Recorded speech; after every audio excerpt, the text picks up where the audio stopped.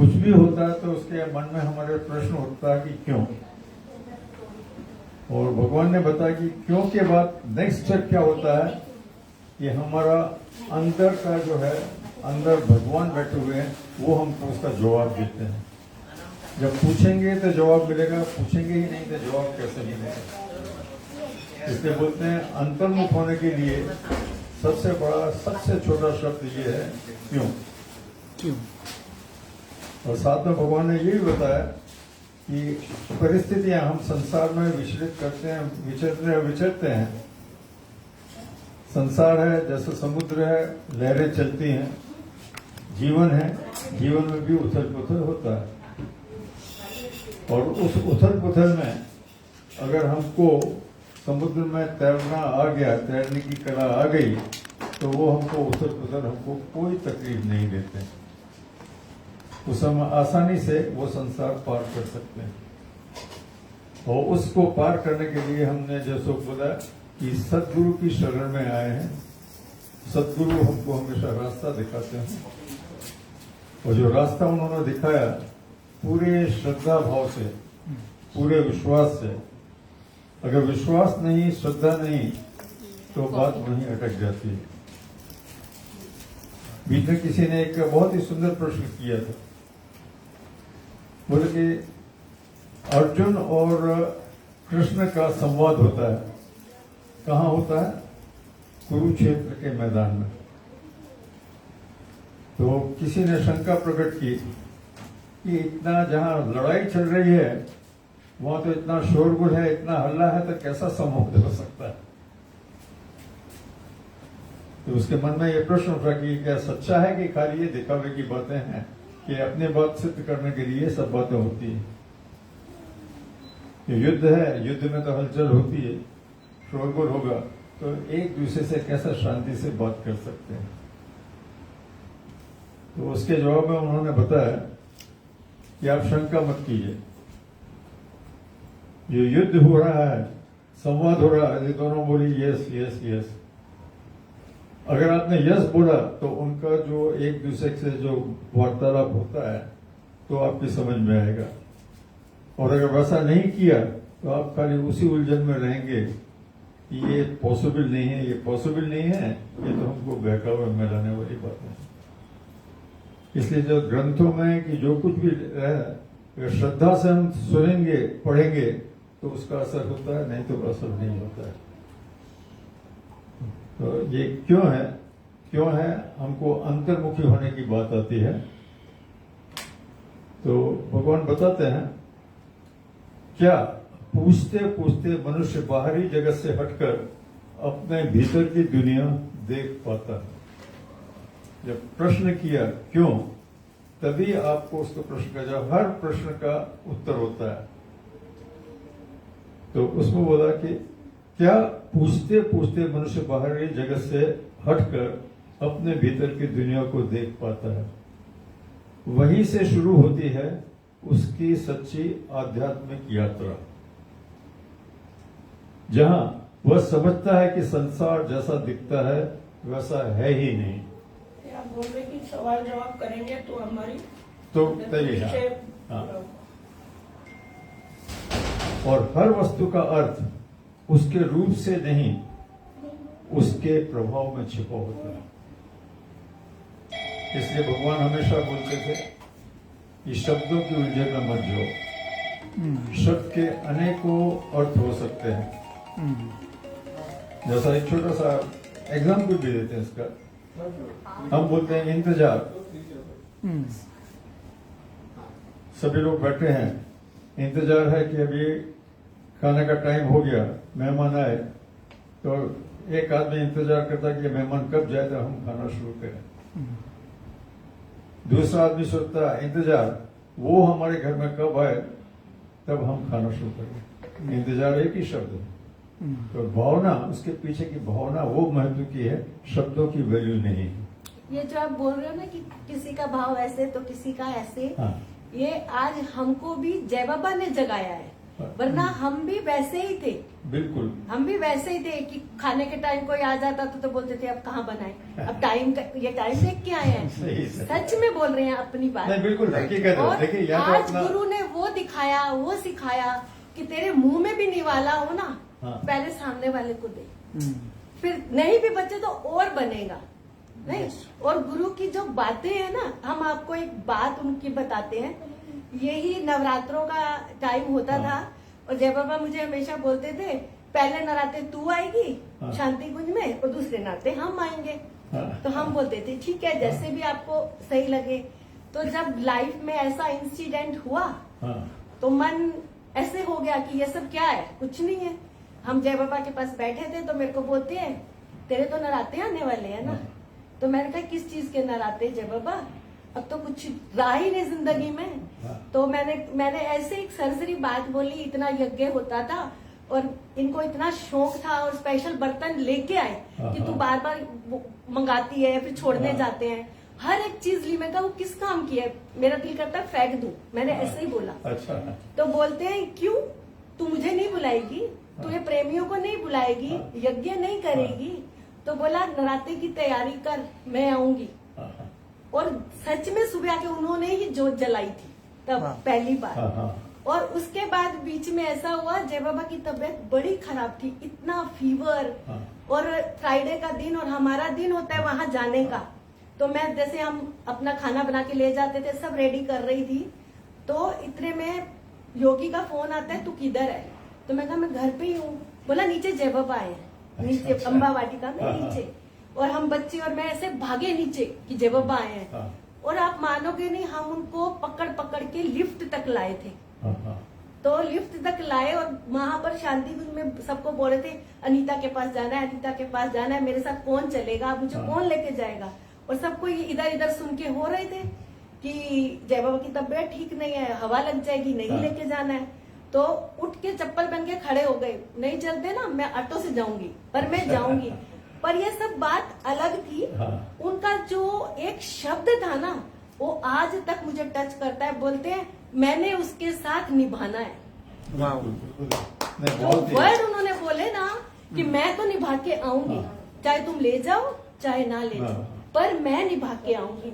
सच में जब नवरात्रि आती है ना, मैं इस बार भी परसों गई तो मैंने कहा जय बाबा मुझे आपकी बहुत याद आती है, पर आप हमेशा हमारे अंग संग रहते हो। तो मैंने कहा आपकी वो बातें रात को हंसती हूँ अपने आप से कि आप बोलते थे पहले नराते तू दूसरे नराते मैं। तो इतना हंस रहे थे, इतने दिनों बाद वो स्माइल जैसे देखी, इतने दिनों बाद कि मतलब क्या से क्या गुरु ने बनाया है। देखिए जो जय बाबा ने सिखाया हम लोगों को, जो भी हम जो पहले जो थे और आज जो है, अगर दोनों को जस्ट कंपेयर की खाली विचार से, तो कितना बदलाव उनके संग में रहने के बाद कितना बदलाव आया। और छोटी छोटी बातों से, जैसा आपने बोला छोटी छोटी बातों से बिल्कुल। वो हमको एक बात याद आती है, हम लोग सब योगी थे, कुछ योगी थे, ऑर्चिड इसमें कहा अन्य को याद होगा, जहाँ हम लोग सब थे मिलने बैठे सब लोग। उन्होंने बोला कि गुस्सा कैसे करते हैं आपको मालूम है? तो नहीं, गुस्सा कैसे है, गुस्सा क्यों आता कैसे? तो फिर वो स्टेज में आए और गुस्सा करके बताया कि ऐसा करो ऐसा करो ऐसा करो। बहुत ही तो इसको मतलब कैसा वातावरण में बदलाव लेना और कैसा सिखाना, वो कला उनमें जो थी, उससे हमको बहुत कुछ सीखने को मिला। हम लोग मुंशी गए थे, मुंशी में। हाँ, तो वहाँ पर जय बाबा ने अंदर का सबका नेचर कैसा है ये पता करने की उनको युक्ति है ना। और मुझे लगता है जैसे आप बोल रहे हो ना, हमको जो सिचुएशन आने वाली उससे पहले प्रिपेयर कर दिया, भाई ये बात आएगी तो हम उसमें अडोल होके रह सकते हैं। तो वहां पर उन्होंने बोला सब अपना अपना बताएंगे कि घर में आप हस्बैंड से कैसे बात करते हैं, सास से बहू कैसे बात करती है। ये पूरा रिकॉर्डिंग भी हुआ था। तो सब अभी जय बाबा के सामने सब कैसे दिखाएंगे, हम नॉर्मल है, पर वो सच नहीं था। तो सबने दिखाया तो जय बाबा बोले चल झूठ ऐसे नहीं करती, तू घर में ऐसे बोलते है, चल चाय बना। तो हम जो बाहर दिखाते हैं और अंदर जो करते हैं, तो रियलिटी बाहर आनी चाहिए ना। सच्चा मतलब ये बात चली थी वहां पर। तो बहुत ही मतलब उनका जो हमको सिखाने की कला उनके पास जो है और जिस तरह से हमको सिखाया बहुत ही अद्भुत है, अजीब है। वही हम बोलते थे अचानक कोई आ जाए जब फिर अचानक कैसे बनाए ना, तो हाथ पैर सुन्न होने लगते हैं। तो मेरे को बोलते हैं आटा और पापड़ सबके घरों में होता है। वाह। बोला एक नमक मिर्च वाली रोटी कोकी और एक पापड़, लंच हो जाता है क्या? बोलते वो सबके घरों में होता है। गुल पूनावाला में वॉक करते करते जय बाबा हमारे घर आए, मैंने दांत निकाला था और इतनी जोर जोर से बेल मार रहे थे। तो मैं बोली राजू दरवाजा खोल, कौन है ऐसा बेल मार रहे इतने जोर जोर से? वो बोलता मम्मी तू खोल, मेरे को काम है। मैं बोलती तू खोल। अब जय बाबा बेल मार रहे हमको क्या पता कि जय बाबा। तो मैं दरवाजा खोला, राजू ने दरवाजा खोला तो वो ऐसा खड़ा हो गया। तो मैंने बोला कौन आया है? बोलता नहीं है। तो जय बाबा उसको ऐसा धक्का मारा डिनर से अंदर आया और मेरा हाथ पकड़ के अंदर लेके चले गए। बोला किसी को बोलना नहीं कि मैं आई हूँ। मैं गार्डन में वॉक कर रही थी, ये तेरा घर है मुझे पता नहीं, मेरे पैर मुझे यहाँ लेके आए और मुझे बोलते जो घर में है वो बनेगा, तू बाहर नहीं जाएगी, ये लड़कियां बनाएगी। और मेरे को दरवाजा बंद करके रूम में बैठ गए लेके, बात कर रहे थे। और एक लड़की थी जो थोड़ा दरवाजा को मुझे बार बार बोलती थी इधर आओ। तो जाए तो भले सेट कर तू ना डिसोड़ी। फिर थोड़ी देर बैठे बातचीत की ऐसा, तो उसने मुझे इशारे के पानी और रुमाल मग दिखाया, बोली उनके पैर साफ करना। उसकी इशारे से मेरे को बाहर बुलाया। तो मैं बोली जब आप गार्डन से वॉक करके आए ना, तो मैं पानी लेके आई थी, आपके पैर साफ करती हूँ। तो जय बाबा समझ गए कि ये लोग उसको तो बाहर गई मैं, उन्होंने पूछा अरे क्या क्या है? तो जय अंदर से बोले कुछ न बुझाया जाए भाई, साफ सिचुएशन पानी जो भी है किचन का सामान अंदर ही होगा ना। और आधे घंटे में खाना बन गया और 40 लोग आए वहां पर। 40 लोग आए और आधे घंटे में खाना, दाल चावल पकोड़े ये वो। पर दरवाजा बाहर का नहीं खोलना। तो बोलते बाहर आके मुझे बोलते अनिता ये सब कितना आया? जय बाबा हवा सभी के नाको दिन हुआ। तो सबसे पूछा तू कैसे आई? बोला हमने आपकी गाड़ी देखी। किसने? बोला इसकी घर की पूरी लाइटें जल रही थी। हमने बोला कुछ तो है। तो सब ऐसे करके बिल्डिंग वाले सारे आ गए। तो बोला तू चांद आई? अच्छो फिर खाने की 2 दिन से तैयारी करेगी, ये बनाऊं ये बनाऊं। मुझे ये नहीं अच्छा लगता, मैं आऊं और तुरंत आधे घंटे में बन जाए। तो दाल कौन सी बनाई मैंने? वो लाल दाल आती ना तुअर की मसूर दाल। तो बोलते ये दाल तो डैडी अलग ठहिया, डैडी मस्त ठहिया, आगे तो हम ठहिया दाल खा रहे थे। और 4 भिंडी 5 पड़ी थी, आलू ऐसे करके वो बना के 40 लोगों ने खाना खाया। तो भंडारा जो आप बोले ना, खाना कम पड़ता ही नहीं, उनका भंडारा अच्छा मतलब ऐसा। तो ऐसे ही लाइफ में जय बाबा ने हमारी भी लाइफ, मतलब मैं बोलती मेरे बाप का बाप है वो। मेरे बाप का बाप बैठा है, मुझे कोई चिंता नहीं, आज तक मेरे को कोई टेंशन नहीं, कुछ भी हो जाए जय बाबा बैठे। देखिए ना, जैसा बताया ना दीदी ने बताया कि जय बाबा के संग में आने के बाद 2 चीजें बहुत ही, एक तो प्रेम प्यार, जो भी है जैसा भी है भावना भीतर से प्रेम की आती है, प्रेम की से और कुछ दिखता नहीं। और दूसरी बात झुकना हमेशा कुछ भी हो आई नो करके कि जैसा हम ये आगे बढ़ना, झुकना। तो इसका उन्होंने बहुत ही एक हमारा ऑब्जर्वेशन है उसमें।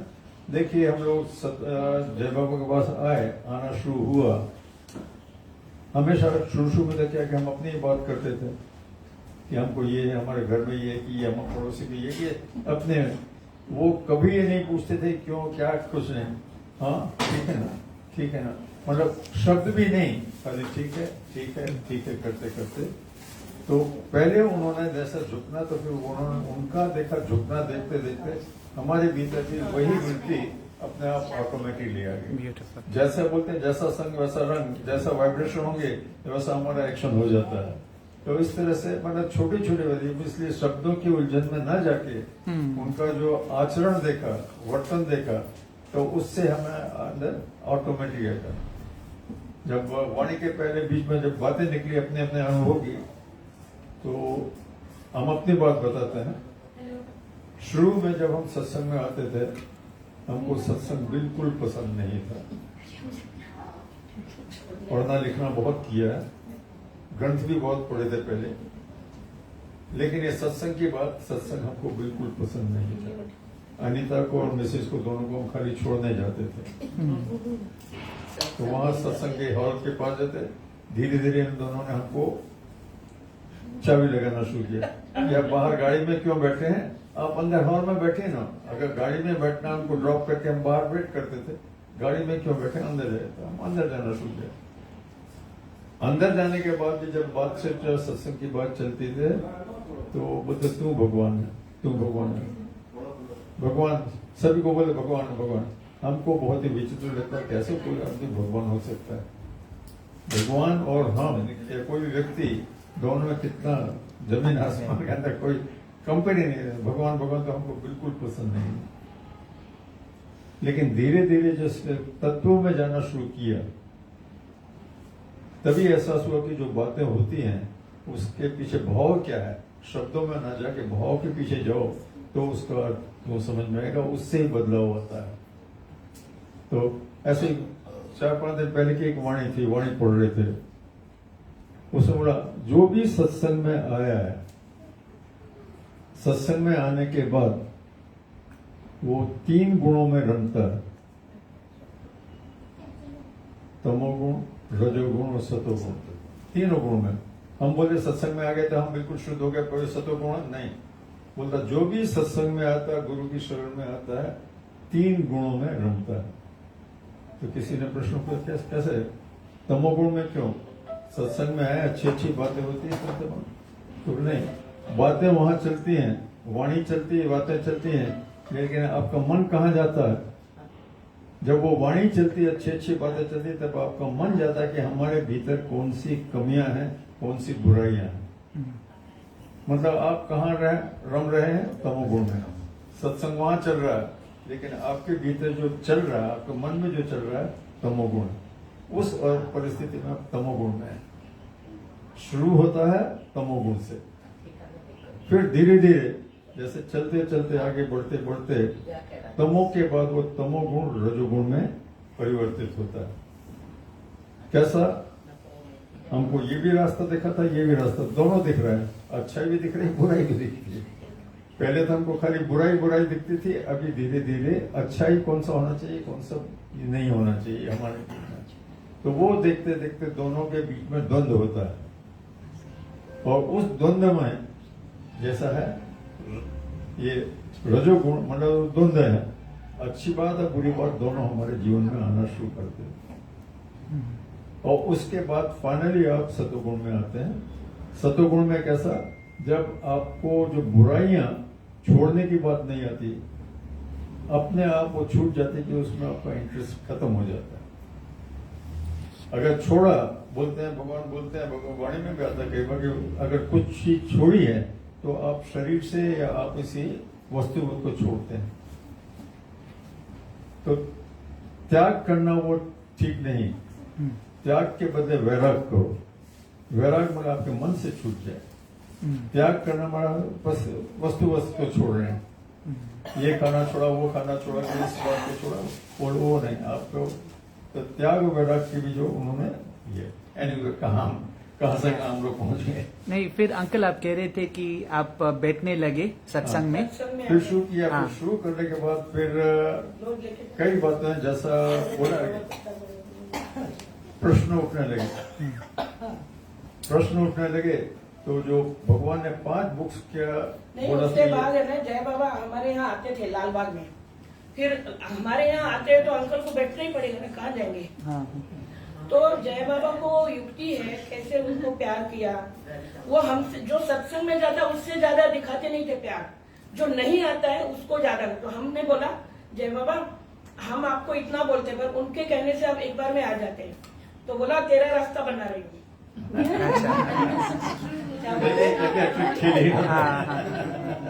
तो मतलब क्या, हमको गाड़ी वाला भी मिल गया।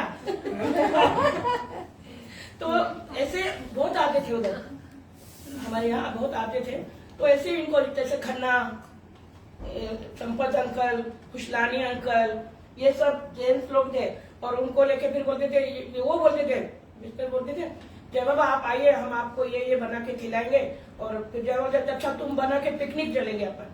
फिर हम सबको लेके अलग अलग जगह पे पिकनिक जाते थे, तो कैसे इनके अंदर में वो प्यार जगाया, फिर ये भी नहीं रहे। और हम भी घर में आके गए तो जय बाबा, हमने बोला आपको जय बाबा बहुत याद करते हैं, क्यों नहीं आए, क्यों नहीं आए, तो ऐसे करके चलते चले, फिर परमार का रास्ता सब दिखाया आपको। हमारे सबके साथ भी वही स्टोरी।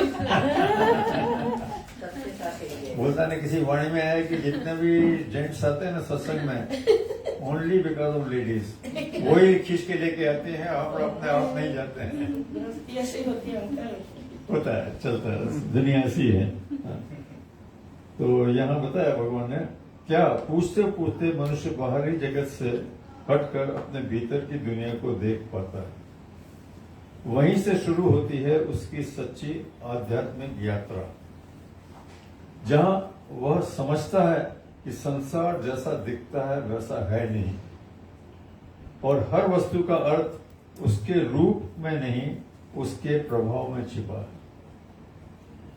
तो यहीं से आरंभ होती है वस्तुओं की पहचान, भावों की सफाई, वस्तुओं की पहचान, फिर उसके पीछे छिपा हुआ जो भाव है, भावों की सफाई, मन की शुद्धि, और इसके बाद अंत में आत्मा का उजाला।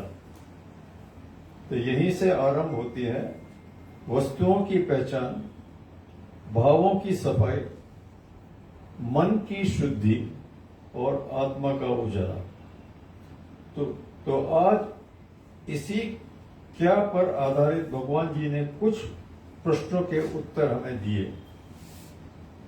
तो ये क्या है, क्या के ऊपर उन्होंने पूछा। जब क्या का प्रकाश पड़ता है, जब हमारे भीतर प्रश्न उठते हैं, क्या का प्रकाश पड़ता है, तब हर प्रश्न सुंदरता से लेकर दौलत तक, दुख से लेकर माया तक अपना असली अर्थ प्रकट करते हैं। हमारी उलझनें कहाँ होती हैं? अपने भीतर, अपने विचारों की और संसार के चलन की। तो बोला कि जब क्या का प्रकाश पड़ता है, ये प्रश्न भीतर उठते हैं, तभी हमको सुंदरता से, हर प्रश्न सुंदरता से लेकर दौलत तक, दुख से लेकर माया तक अपना असली अर्थ प्रकट करते हैं। आइए अब भगवान जी की वाणी में उतरकर इस सभी क्या का मर्म समझते हैं। पहला उन्होंने बोला सुंदरता क्या है। अलग अलग प्रश्नों में पहले सुंदरता क्या है।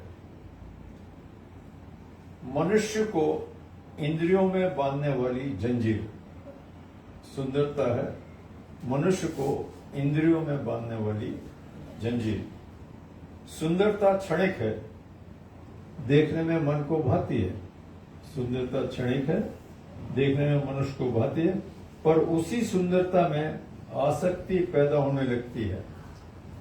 उस सुंदरता से आसक्ति पैदा होने लगती है। जैसा बोला ऊपर, क्या भगवान ने यहां बताया कि मनुष्य को इंद्रियों में बांधने वाली जंजीर, यही फिर हमको हमारी जंजीर बन जाती है। कोई सुंदर वस्तु, सुंदर चेहरा, सुंदर कपड़े या घर, ये सब मन को बांधते हैं। बाहरी सुंदरता देखकर मन खिंच जाता है और वही आकर्षण धीरे धीरे हमारा बंधन बन जाता है। क्या बताया भगवान ने यहाँ? कोई सुंदर वस्तु, सुंदर चेहरा, सुंदर कपड़े, घर, ये सब मन को बांधते हैं और बाहरी सुंदरता देखकर मन खिंच जाता है और वही आकर्षण धीरे धीरे बंधन बन जाता है। तो विचार करो, आगे बताया भगवान ने, विचार करो, सुंदर चेहरा बूढ़ा हो सकता है, सुंदर चेहरा बूढ़ा हो सकता है, फूल मुरझा सकता है, सुंदर फूल है मुरझा सकता है, वस्तु टूट सकती है, वस्तु टूट सकती है, जो चीज टिकती ही नहीं उसमें मन लगाना ये कैसा ज्ञान, उसमें मन लगाना कैसा ज्ञान। जब इंद्रियां सुंदरता में रमने लगती हैं तो मन भीतर की सुंदरता, शांति, सादगी, सत्य से दूर हो जाता है। जब भी हमारी इंद्रियां इस सुंदरता में रमने लगती हैं, उसमें लीन होने लगती हैं, तो मन, हमारे जो मन में जो पवित्रता चाहिए, तो मन भीतर से की सुंदरता, मन के भीतर की जो सुंदरता, सरलता है, शांति, सादगी, सत्य से दूर होने लगता है, दूर हो जाता है। इसलिए भगवान जी ने कहा, बाहरी सुंदरता बंधन है, भीतरी सुंदरता मुक्ति है। बाहरी सुंदरता बंधन है और भीतरी सुंदरता मुक्ति है। 2 सवाल और देखते हैं, इसके बाद बंद करते हैं। दूसरा, क्या क्या के ऊपर है? पहला था सुंदरता क्या है, दूसरा है दौलत क्या है। दौलत। दौलत क्या है? मन को बिगाड़ने वाली चीज। दौलत है मन को बिगाड़ने वाली चीज। दौलत अपने आप में बुरी नहीं, दौलत बुरी नहीं, मन की अवस्था इसे बुरा या अच्छा बनाती है। हमारी मन की भटकन, मन की अटकन उसमें उसको बुरा बनाती है, अच्छा बनाती है। जहां धन आता है वहां मेरा तेरा होने लगता है। यह तुलना भय और लोभ को बढ़ा देता है। दौलत ही हमको किस में? तुलना, उसके पास ये मेरे पास नहीं है, मेरे पास ये है उसके पास नहीं।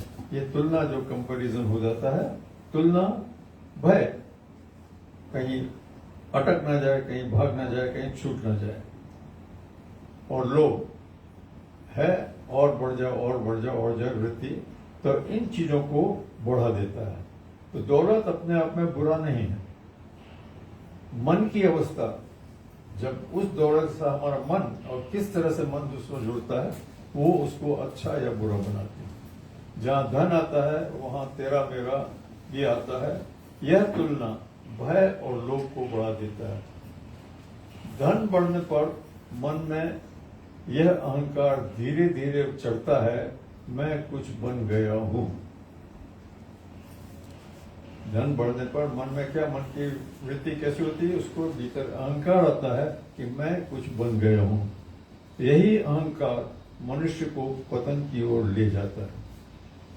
पर जब धन का उपयोग विनम्रता और सेवा में होता है, यही धन, देखिए दूसरा उसका पहलू दिखा है, पर जब यह धन का उपयोग विनम्रता और सेवा में होता है, तब यही दौलत पवित्र बनती है। तब यही दौलत पवित्र बनती है। इसलिए धन का दोष नहीं है, धन का दोष नहीं, धन को पकड़ने वाले मन का दोष है। धन को पकड़ने वाले मन का दोष है। और लास्ट में तीसरा एक और लेते हैं, इज्जत क्या है? बेइज्जती का खान की खदान। इज्जत क्या है? बेइज्जती का खान। इज्जत माना दूसरों की राय या बाहरी दिखावे में जुड़ा भ्रम। इज्जत माना बाहरी दूसरों की राय, दूसरा हमारे बारे में क्या सोचता है, उसकी राय और दिखावा का भ्रम। जैसे ही मनुष्य इज्जत का भूखा होता है, वह दूसरों की राय का गुलाम बन जाता है। जैसे ही मनुष्य इज्जत का भूखा होता है, वह दूसरों की राय का गुलाम बन जाता है। वह सोचता है लोग क्या कहेंगे, या लोग मेरी तारीफ करेंगे या नहीं। इस उलझन में फंस जाता है।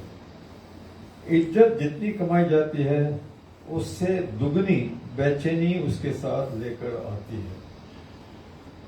इज्जत जितनी कमाई जाती है, उससे दुगनी बेचैनी उसका साथ लेकर आती है। जो इज्जत आपके पास है, वह किसी की एक बात, एक आरोप, एक अफवाह से गिर सकती है। जहां किसी ने एक शब्द बोला इज्जत के बारे में, तो वो आदमी कैसा निराश, कैसा वो गिर जाता है। बस ओम लिटिल मोर दादा, लिटिल मोर प्लीज।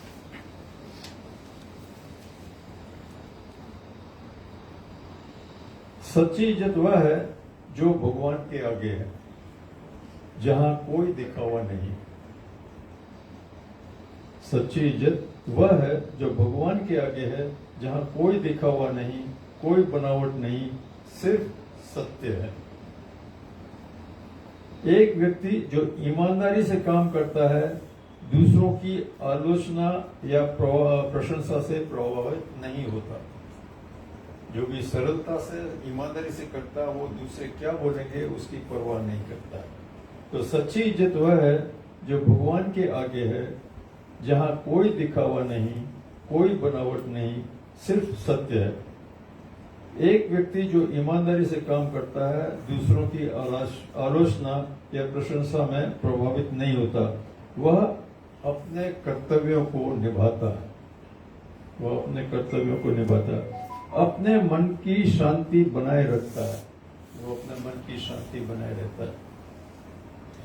समाज उसे सम्मान दे या ना दे, उसे कोई फर्क नहीं पड़ता। समाज उसे सम्मान दे या ना दे, उसे कोई फर्क नहीं पड़ता। यही सच्ची इज्जत है जो बाहरी दुनिया पर निर्भर नहीं, केवल आत्मिक सच्चाई पर आधारित है। यही सच्ची इज्जत है जो बाहरी दुनिया पर नहीं, केवल आत्मिक सच्चाई पर आधारित है। रेदास जी, मान बड़ा मन मांगता, मन मांगे मन मोह, मन को माने जो मना, यही संत चोर। इज्जत का भूखा मन कभी शांत नहीं होता। इज्जत का जो भूखा होता है, उसका मन कभी शांत नहीं होता। फिर इसके आगे जैसा 3 प्रश्न थे, क्या क्या क्या के, चौथे में क्या बोलते हैं, वो विषय क्या है। हम हमेशा बात आती है विषय भोग की, तो विषय क्या है। विषय मन को जलाने वाली आग। What is विषय in English? विषय Subject. Subject. विषय क्या है, मन को जलाने आग। विषय माना इंद्रियों का सुख। जो विषय क्या, हम पूछते हैं ना विषय क्या है, विषय मतलब जो हमको इंद्रियों के सुख में जो पड़े हैं, हम जो बोलते हैं विषयों में लीन होते हैं, तो वो उसका तो विषय क्या, तो बोलते हैं विषय मन। रस होता है ना, एक विषय किसी में रस है भोगने का। हाँ। तो बोला यह विषय है इंद्रियों का सुख, ये है मन को जलाने वाली आग। जैसे स्वाद, हम लोग कैसे किस किस विषय में उलझ जाते हैं। जैसे स्वाद, स्पर्श, देखना, सुनना, प्रतिष्ठा, ये अलग अलग विषय के रूप हैं। तो जैसे स्वाद, स्पर्श, देखना, सुनना, प्रतिष्ठा, इनमें तृप्ति कभी नहीं होगी। इन विषयों में, भोगों में कभी भी तृप्ति प्राप्त नहीं होगी। जितना पाओ मन उतना और मांगेगा, जितना मिलेगा मन और मांगता रहेगा। तो इसमें तृप्ति कभी नहीं आती। जितना पाओ उतना और मांगेगा। इंद्रिय सुख का नियम है, सुख क्षण भर और लालसा जीवन भर। इंद्रिय सुख का क्या बताया उन्होंने रूप। इंद्रिय सुख का नियम है कि जितना पाओ उतना मन उतना और मांगेगा। इंद्रिय सुख का नियम है सुख क्षण भर और लालसा जीवन भर। सुख क्षण भर और लालसा जीवन भर। विषयों में जितना डूबोगे मन उतना बेचैन होगा। विषयों में जितना डूबोगे मन उतना बेचैन होगा। जैसे आग में लकड़ी डालते जाओ, वो बुझती नहीं और भड़कती है। जैसे आग में लकड़ी डालते जाओ, जैसे और करते हैं, तो उतनी और भड़कती है। इसलिए विषय मन को जलाने वाली आग है। जब विषयों से विरक्ति आती है, जब विषयों से विरक्ति आती है, तभी मन ठंडा और शांत होता है। जब मनुष्य सांसारिक विषयों, धन, मान, सम्मान, भौतिक इच्छाओं से विरक्त होने लगता है, तभी उसका मन अधर्म, मोह और चिंता से मुक्त होता है। जब इससे थोड़ा दूर होते हैं, जब मनुष्य सांसारिक विषयों, कौन कौन से धन, मान, सम्मान, भौतिक इच्छाओं से विरक्त होता है, तभी उसका मन अधर्म, मोह और चिंता से मुक्त होता है। इसलिए आगे बताया उन्होंने कि विषयों की लालसा जितनी अधिक होती है, मन उतना बेचैन, और बेचैन होने के बाद उतना ही अशांत होता है। जैसे कोई गर्म पानी में हाथ डाले तो जलन महसूस होती है, वैसे ही विषयों के मोह में मन जलता है और विचलित होता रहता है। वही व्यक्ति जब समझता है कि असली सुख दौलत या इज्जत में नहीं बल्कि भीतर की शांति में है, और धीरे धीरे इच्छाओं से विरक्त होता है, तब उसका मन शांत हो जाता है। इसलिए बोलते हैं विरक्ति का अर्थ है मन को बाहरी वस्तुओं की पकड़ से मुक्त करना। विरक्ति का अर्थ क्या है कि मन को बाहरी वस्तुओं की पकड़ से मुक्त करना। और लास्ट में है दुख क्या है। दुख की अनुभूति सभी को होती है, दुख सुख। एक सत्संग में चला था दुख के ऊपर, किसी ने भजन गाया, दुख भी मुझे प्यारे हैं, सुख भी मुझे प्यारे हैं। भजन है, भजन। तो प्रभु जी ने बोला, क्या सचमुच जो तुम बोलते हो वो मानते हो कि खाली बोल भजन गाते हो? तुमको दुख भी प्यारे हैं, सुख भी प्यारे हैं, क्या सच में ऐसी बात है? बोला हाँ। तो बोला भगवान आपके पास दुख जरूर भेजेगा आपकी परीक्षा लेने के लिए, तब मत बोलना कि ये नहीं। इसलिए जो भी बोलते हैं सचमुच में हम उसमें मानते हैं कि खाली बोलने की खातिर हम बोलते हैं, वो है। तो जैसा ये भजनों की बात भी चली, तो भजनों में भी बताया, भगवान ने बताया था एक बार कि भजन के भी अनेक रूप हैं। जैसा हम स्कूल में जाते हैं, कॉलेज में जाते हैं, नर्सरी से किंडरगार्टन चढ़ते चढ़ते जाते हैं, तो उसी तरह कुछ भजन है नर्सरी के हैं, कुछ भजन है ऊपर की डिग्री के हैं। तो कौन से भजन जिसमें हम लीन होते हैं उसको भजन गाना। सभी भजन गाने का मतलब नहीं, जिसमें हम सच में विश्वास करते हैं, लीन हो सकता है, उसी को गाने। तो दुख क्या है? सुजाग करने वाला स्टेप, हमको सुजागी में लाने वाला पहला कदम है, जो सीढ़ी का पहला कदम है, वो दुख है। ठोकर ही हमको बहुत कुछ सिखाती है, दुख ही हमको बहुत कुछ सिखाता है। अगर जो आदमी मौज में है, आनंद में है, तो उसको कभी इसकी अनुभूति होगी ही नहीं, हो ही नहीं सकती। जैसा एक छोटा सा भजन था, कोई बीच में कुछ सुना था, यही सुना था जय बाबू के यही, तो उसमें था तेरा ही सिमरन हो, तेरा ही सिमरन हो, सुख में ना हम सोएं और दुख में ना हम रोएं, ऐसा मेरा जीवन हो। सुख में ना हम सोएं, सुख में आदमी आलस में चला जाता है, पुरुषार्थ जीरो हो जाता है। और दुख में हम ना रोएं, अगर दुख में हम रोते रहेंगे तो हमारा पुरुषार्थ वहां नहीं होगा। तो बोलते हैं इस भजन की ये लाइन में, दुख में ना सुख में ना हम सोएं, दुख में ना हम रोएं, ऐसा मेरा सम जीवन हो। और उसके आगे की लाइन कड़ी में बहुत सुंदर बात उन्होंने बताई, कांटा उसे लगे और दुख हमको, दर्द हमें हो। तो इस तरह का मतलब जब ये सत्संग में आने के बाद, जय बाबा के संग में आने के बाद, ये सब जानने से जीवन में अपने आप बदलाव आना शुरू होता है। तो सुजाग करने वाला स्टेप है दुख। जब मनुष्य सुख में होता है तब वह भूल जाता है कि इसे कौन चलाता है, कौन संभालता है। जब वो सुख में लीन है, जब मनुष्य सुख में होता है तो वो भूल जाता है कि इसे कौन चलाता है, कौन संभालता है। सुख अहंकार बढ़ाता है और दुख अहंकार तोड़ता है।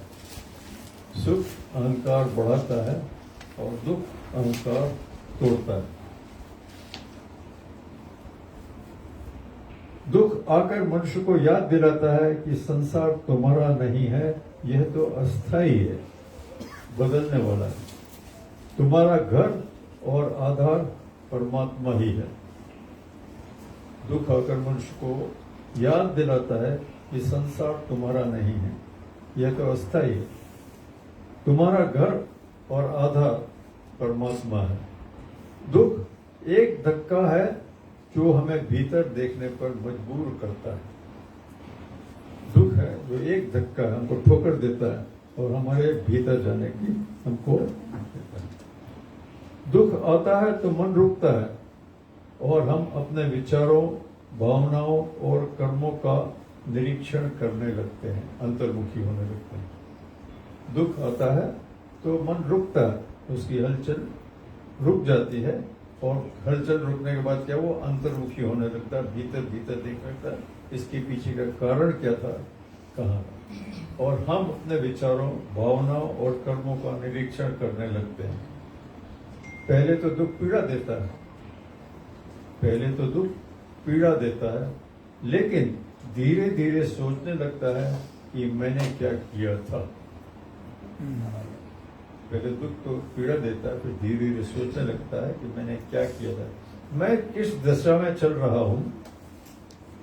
अपने से पूछने लगता है कि मैं किस दिशा में चल रहा हूं। यह भीतर देखने का बहुत बड़ा अवसर है। दुख ये भीतर देखने का बहुत बड़ा अवसर है। इसलिए कहा दुख दुश्मन नहीं, दुख तो एक बहुत बड़ा गुरु है। दुश्मन नहीं, वह तो एक बहुत बड़ा गुरु है।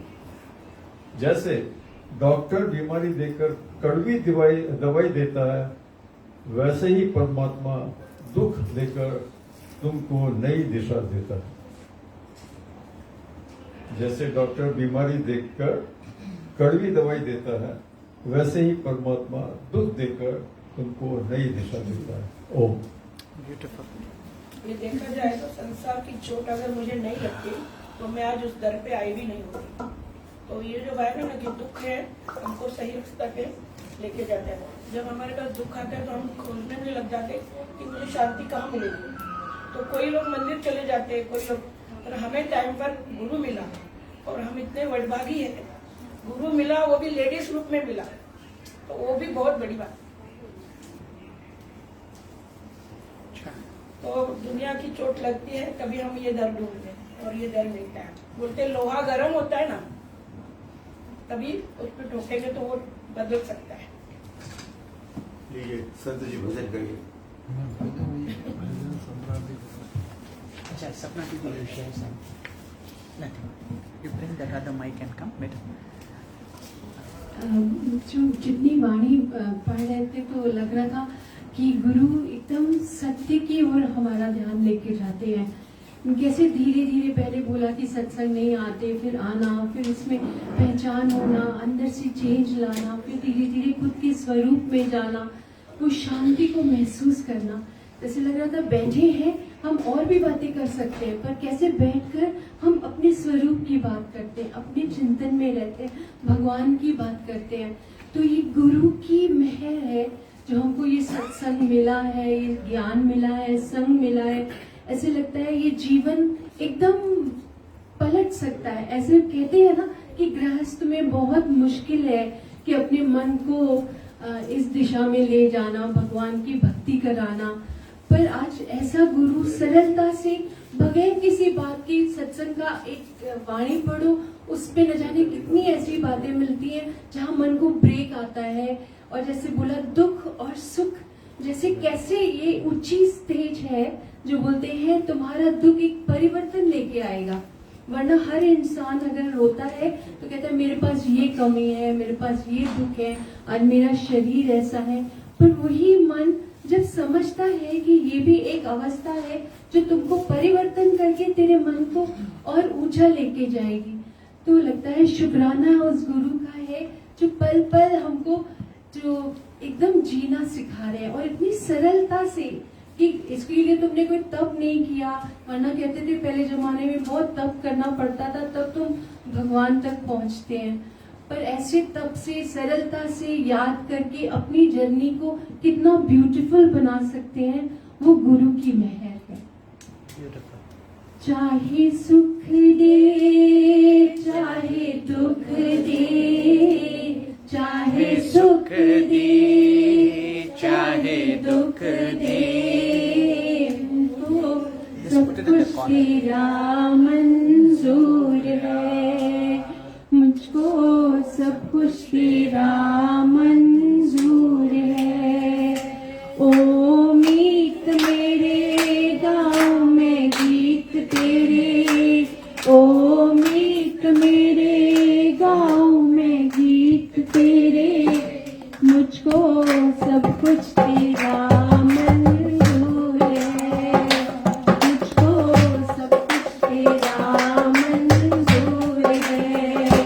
चाहे सुख दे चाहे दुख दे, चाहे सुख दे चाहे दुख दे, मुझे सब कुछ तेरा मंजूर है, मुझे सब कुछ तेरा मंजूर है। राज कराई तभी तुझी बधाई, भीख मंगाई तभी गणती नगाई, राज कराई तभी तुझी बधाई, भीख मंगाई तभी गणती नगाई। मान कराई अब मान कराई, तड़े भी समझा मेहरा साई। ओ मीत मिंजा गाया गीत तेरा, ओ मीत मिंजा गाया गीत तेरा, मुझे सब कुछ तेरा, मुझे सब कुछ तेरा मंजूर है। गीत मिंजा गाया गीत तेरा, ओ मीत मिंजा गाया गीत तेरा, मुझे सब कुछ तेरा मंजूर है, मुझे सब कुछ राज रहा मार तेरे सारे, हलंदी हलामा तेरे सारे, राज रहा मार तेरे सारे, हलंदी हलामा तेरे सारे। कराई अपमान कराई, तड़े भी समझा मेहरा साई।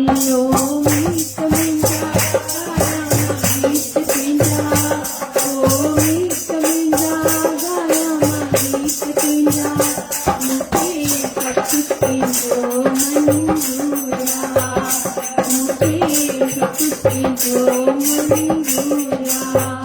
चाहे सुख दे चाहे दुख दे, चाहे सुख दे चाहे दुख दे, मुझे सब कुछ तेरा मंजूर है, मुझे सब कुछ तेरा मंजूर है। अभी यहाँ पे जो बोले ना सुख दे और दुख दे, कहते हैं नहीं मांग सकते दुख, पर वो जो भगवान बोलते हैं ना, वो दुख तुम्हारी उन्नति कराता है, तो वो दृष्टि गुरु देता है कि दुख भी ऐसे तुम्हें दुखी करने के लिए नहीं आता, तुम्हें ऊंचा उठाने के लिए आता है। Hariom, thank you. प्यारी साथ संगत, बड़े प्रेम से कहना जय माता दी।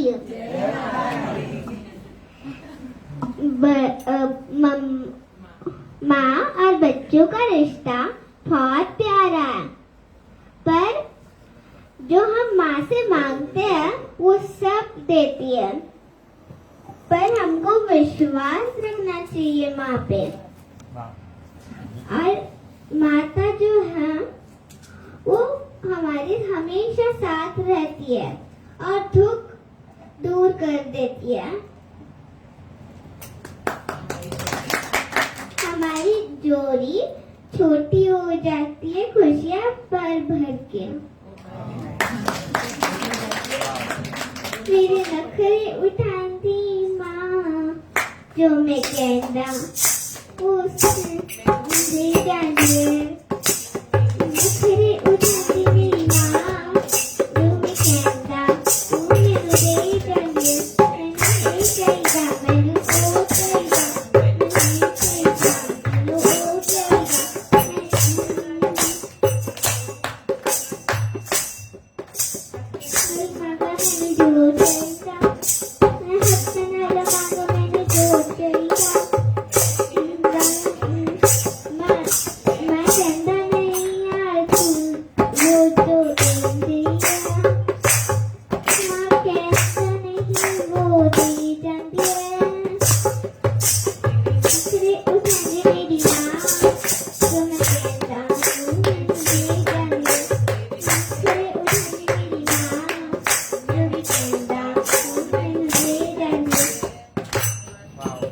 माँ तू कितनी अच्छी है, वो कितनी भोली है, प्यारी प्यारी है। ओ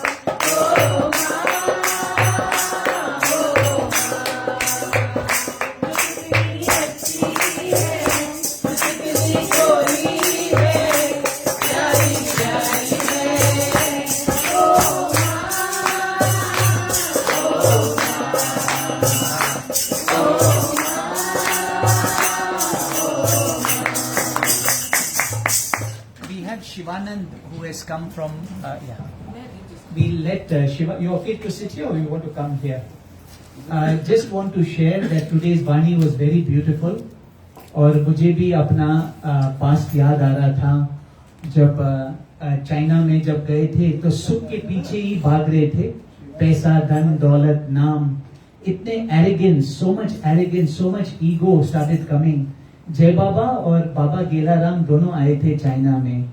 जब वो ऑफिस में आए आशीष देकर गए और इतना धन आने लगा, इतना सुख आने लगा. मैं सोचता था कि भाई मैं हूँ, मैं कमा रहा हूँ. टोटली भूल गया कि संत की कृपा से ये सब मिल रहा है मुझे. और बहुत ही एरोगेंस ईगो में आया. पैसा पैसा पैसा, बिजनेस क्लास जाता था, अपने भाइयों से मैं बहुत ऐसे बोलने लगा कि भाई यार, you are nothing, I am the one. और वो ईगो में, बहुत ईगो के एकदम, I was flying very high in ego. फिर फैक्ट्री खोला, स्कूल खोला चाइना में, और एक समय ऐसा आया जहां पर हर तरफ से नुकसान, हर तरफ से फैक्ट्री बंद हो गया, हाँ स्कूल बंद हो गया, इतना बड़ा नुकसान, और हर एक दिशा से मुझे मार मिल रहा था, फॉरेन से, लोकली, हर एक दिशा से, पर्सनल लाइफ में भी। एक ऐसा समय आया कि भाई everything was being taken away. तो बीच रात में मुझे याद है, चाइना के रूम में एक माँ का छोटा मूर्ति था, और मैं वहां पर जाके पूजा करता था। तो बीच रात में मैं उठ के, इतना प्रेशर लग रहा था दिल में, और प्रेशर इस बात का कि अरे इतना नुकसान हर जगह, अभी पैसा तो कैसे मैं अपने माँ को भेजूं, फादर, बेसिक में आ गया मैं कि भाई अपने ड्यूटी में कैसे कर पाऊंगा, और सब जगह नुकसान, शायद मुझे इतना भी नहीं मिलेगा मैं अपने सिस्टर को भेजूं, फादर को भेजूं। तो मैं गया भगवान के पास, मूर्ति के पास, और सर झुका और रोने लगा। इतना डर था, इतना प्रेशर था दिल में, और मैंने कहा कि भाई please God, now you help me, अभी आप मुझे मदद करना कि मैं अपने इतना ही देना कि भाई ड्यूटी में कर सकूं, इतना काफी होना चाहिए कि मतलब जितना जरूरत है उतना पूरा मेरा आप करना। फिर अंदर से एक आवाज आया, क्या हुआ तुम्हारे मैं का।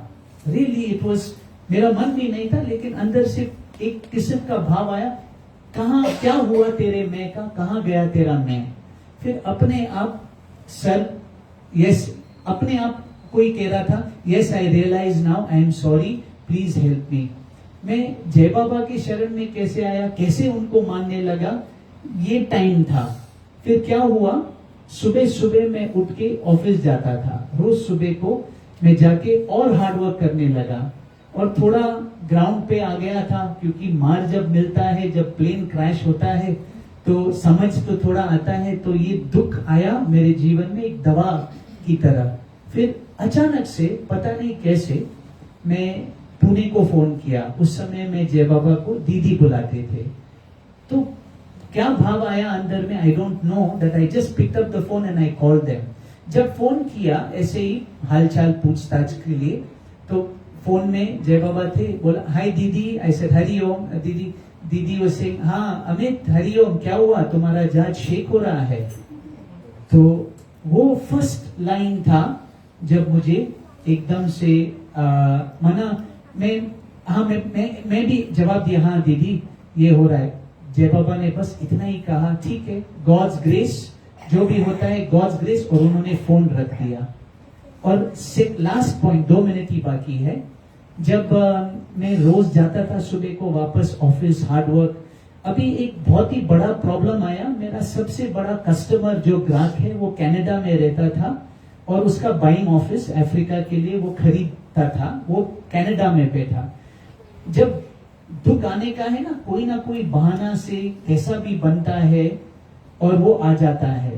तो वो कनाडा कस्टमर ने मुझ के माना, ही ब्लेम मी, वो व्हाट इज इट, इल्जाम कि भाई तेरे वजह से मुझे ये हुआ, तूने मेरे ऑर्डर को पूरा नहीं किया, अब तुझे जो प्रॉफिट मिस हो गया था, जो कॉस्ट अभी ऊपर गया है, तुझे मुझे इतना रुपया देना है, इतना डॉलर देना है। बहुत बड़ा रकम उसने कहा, इतना बड़ा रकम। मैं डेली लिखता था, क्यों भाई आप ऐसे कर रहे हैं, अभी मेरे जीवन में इतना मुश्किल का घड़ी आया है, सब कुछ गया है मेरा, आप ही हो मेरे एक कस्टमर, मेरे bread and butter, please please मुझे एक मौका दीजिए, बात को छोड़ो, हमने ऑलरेडी सेटल किया था, क्यों आप वापस लेके आ रहे, ऐसे मत करो मेरे साथ। मैं रोज विनती करता था उसको, ईमेल करता था, इट्स नॉट फेयर, एक मौका देना, एक मौका देना। फिर शिवरात्रि का दिन आया और मैं अपने ऑफिस के कैबिन में बैठ रहा हूँ, और अचानक से वो फोन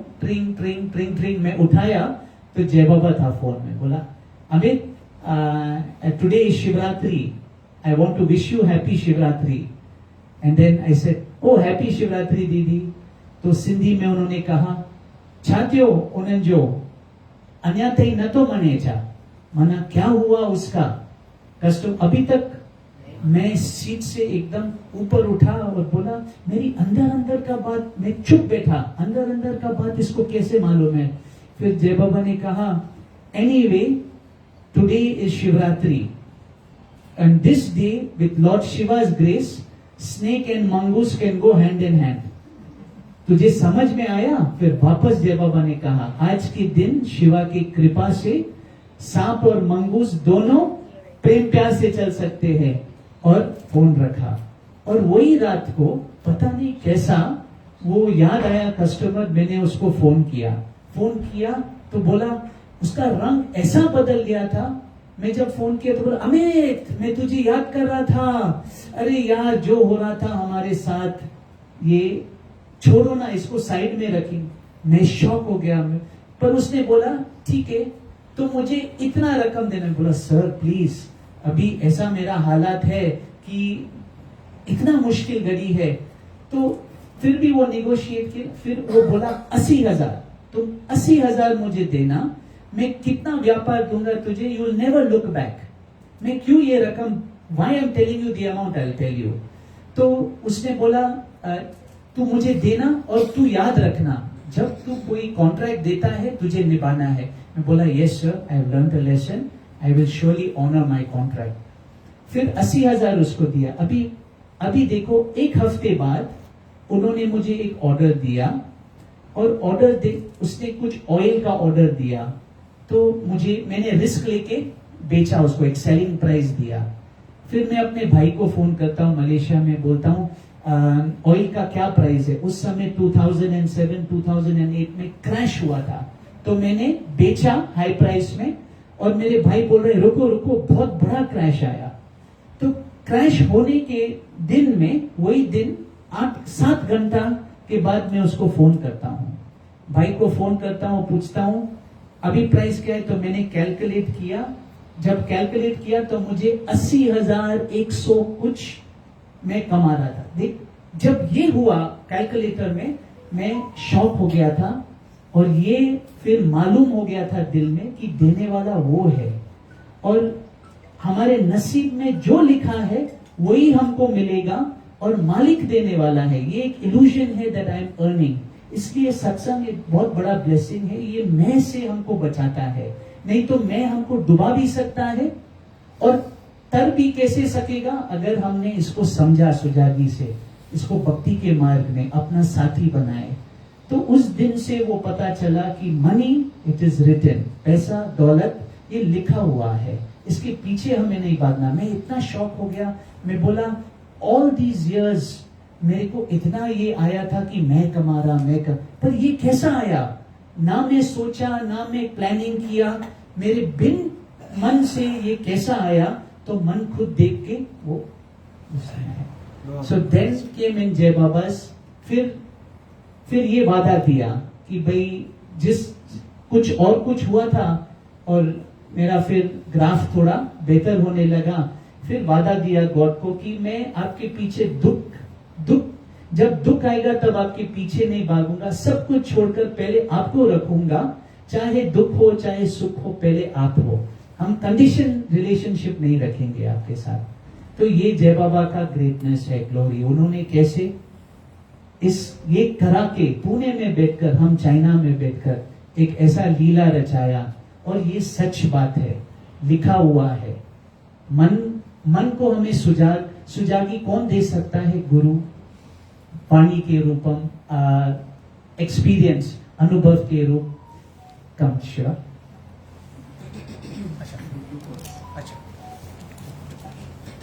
मैं एक शेयर कर सकती हूँ। श्योर। ये अभी की बात है, जैसे अभी ये लड़ाई वगैरह सब चालू है ना, यूएस में काम है ये सब। अभी जैसे एक बात हो गई हमारे घर का, जैसे आए ना जय बाबा आए थे जैसे, तो ऐसा 2 महीने पहले एक बात हो गई थी कि हमको घर मिलना था, लोडा में हमारा बुकिंग हुआ है, मिलना था। तो ऐसे ही जैसे अभी वाड़ी में था ना, जो भजन गाते हैं तो किस भाव से या जो भी हम करना चाहती है। तो ऐसा वो गणपति का ही दिन था, शायद गणेश चौथ था, तो मैंने वो गणपति का भजन गाया। तो जय बाबा बोले कि उसमें ये था कि गणपति बाबा आप आना, सबको लेकर आना। तो जय बाबा बोले आपने कहा कुछ लिया है क्या, ब्लड वगैरह जो सबको बुला रहे हो? तो मैंने कहा जय बाबा आप भी आओ, सब संगत को लेके आओ। तो बोले कहाँ लिया है क्या? तो वो बात मैंने जय बाबा को बताई नहीं कि हमने यहाँ किया है। कैसा है कि अभी जब तक मिले नहीं तब तक हम कुछ बात किसी से किया नहीं था। तो मैंने हाँ जय बाबा ऐसी सी बात है, बुकिंग हो गई है लेकिन मिलने को अभी टाइम है। तो 6 मंथ बोल रहे हैं। अभी ये नहीं था कि मैंने भजन में जो गाया शायद मेरे मन में कुछ है, हम तो ऐसे गा लेते हैं। तो बोले हाँ मैं सबको लेकर आऊंगी। हो गया, फिर ऐसा हो गया, टाइम आया कि हमारा ये जो घर था ना 2 BHK का, तो ये सेल हो गया। अच्छा। तो जिसको हमने बोला था मिलने वाला है उधर से नहीं मिला और ये इधर का सेल हो गया। अभी ये 2 महीने में हमको पूरा खाली करना है और कहीं मिला ही नहीं। रेंट भी हम सोच रहे चलो 6 मंथ में रेंट में कहीं ले लेंगे, तो नहीं मिला।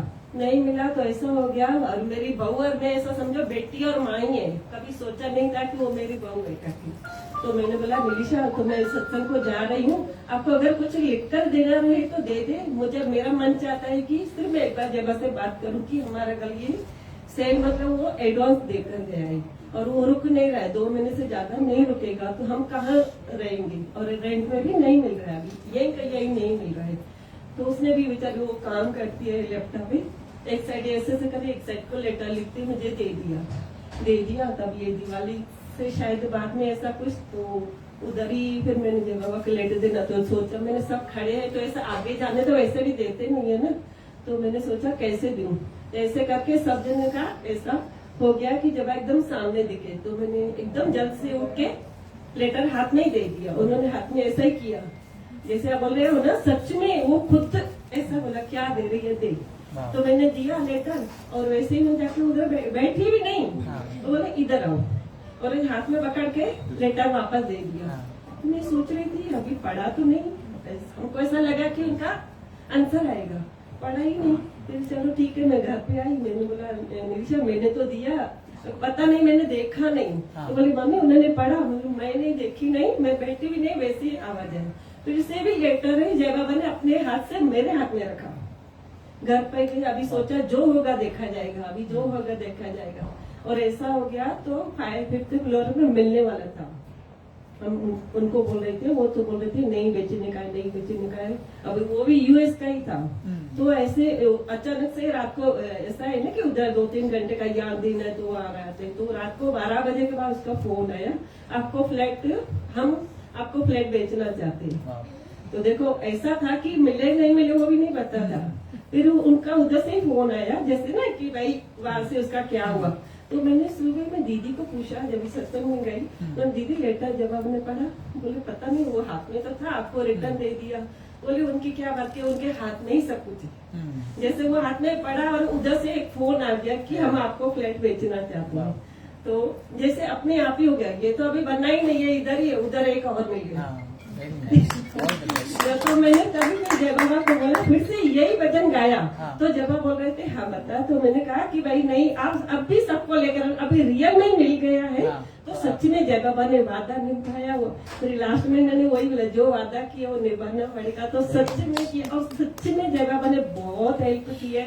ये बोलने की बात ही नहीं है, बहुत कुछ किया है, बोलने की बात ही नहीं। मेरे ऐसा होता ही नहीं कि क्या नहीं बोलूं क्या बोलूं, ऐसा हो गया कि बिल्कुल माँ बेटी का ही रिश्ता है हमारा। Thank you for sharing. कहाँ से कहाँ पहुँचे?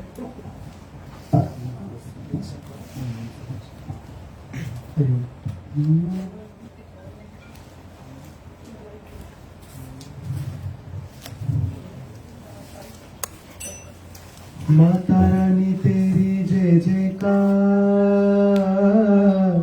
अम्बे रानी तेरी जय जयकार। माता रानी तेरी जय जयकार, अम्बे रानी तेरी जय जयकार। माता रानी तेरी जय जयकार, अम्बे रानी तेरी जय जयकार। माता रानी तेरी जय जयकार, अम्बे रानी तेरी जय जयकार।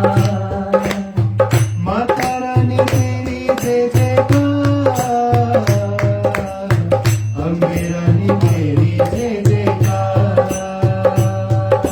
माता रानी तेरी जय जयकार अम्बे रानी तेरी जय जयकार माँ शेरा वाली माँ जोता वाली माँ शेरा वाली माँ जोता वाली माँ शेरा वाली माँ जोता वाली माँ शेरा वाली माँ जोता वाली पहाड़ा वाली माँ जोता वाली पहाड़ा वाली माता रानी तेरी जय जयकार अम्बे रानी तेरी जय जयकार माता रानी तेरी जय जयकार माता वाली तेरी जय जयकार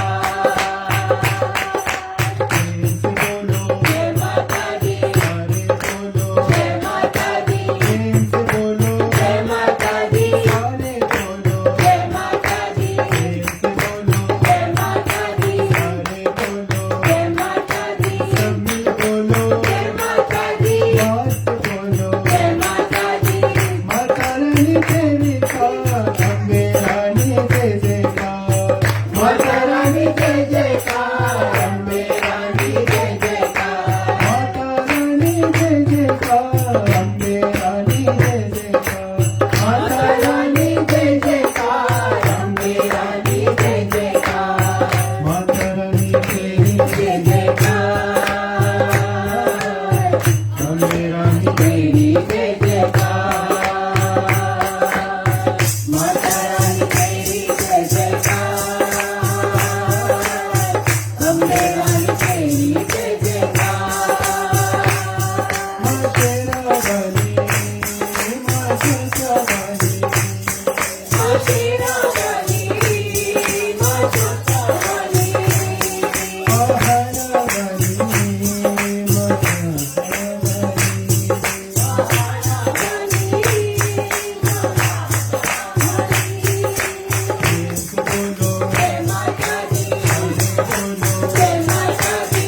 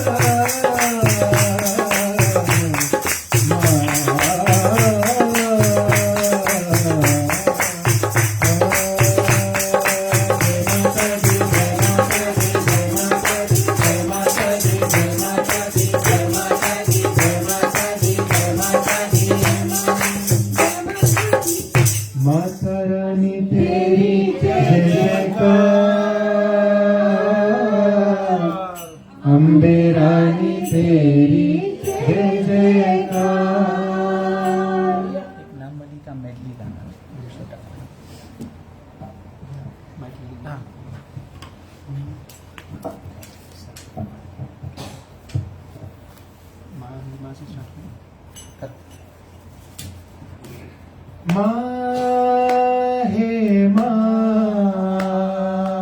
माँ हे माँ,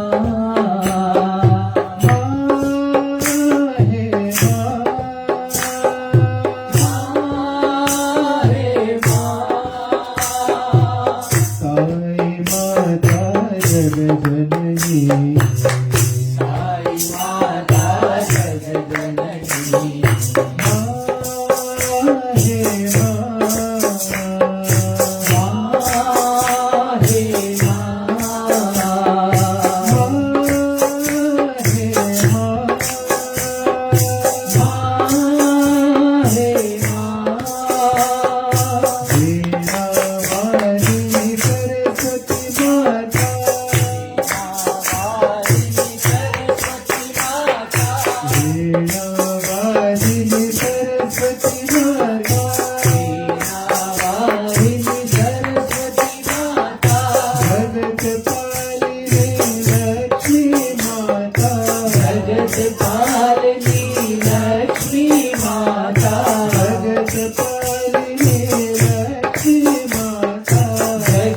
पालनी लक्ष्मी माता, अम्बे भवानी गौरी माता, अम्बे भवानी गौरी माता, अम्बे भवानी गौरी माता, अम्बे भवानी गौरी माता, साई माता जगजननी, साई माता जगजननी, साई माता जगजननी, साई माता जगजननी,